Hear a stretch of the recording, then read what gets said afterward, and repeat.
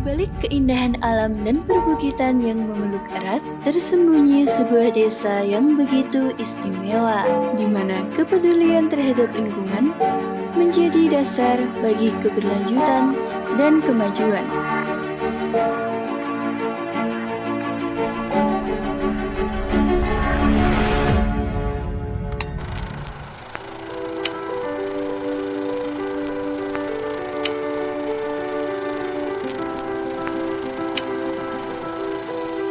Selamat datang di Desa Karangbener.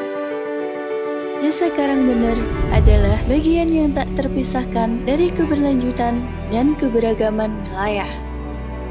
Desa ini juga menjadi tempat berkembangnya beberapa UKM, seperti industri pembuatan tempe dan tahu, yang turut berperan dalam perekonomian desa.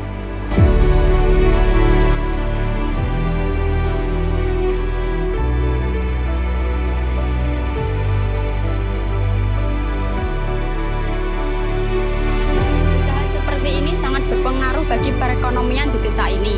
Sebagian besar mata pencaharian di Desa Karangbener ya seperti ini. Alhamdulillahnya memberikan dampak positif terutama di bagian perekonomian bagi kehidupan masyarakat sehari-hari.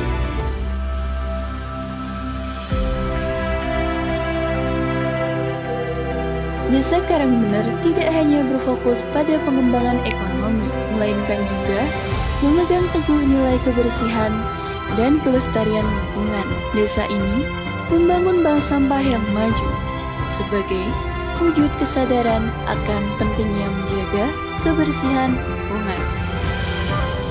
Tujuan didirikannya Bank Sampah Sahabat sendiri ini yaitu untuk menyadarkan masyarakat mengenai lingkungan yang bersih, sehat, dan juga rapi. Selain itu juga untuk membantu pengelolaan sampah di Desa Karangbener itu sendiri.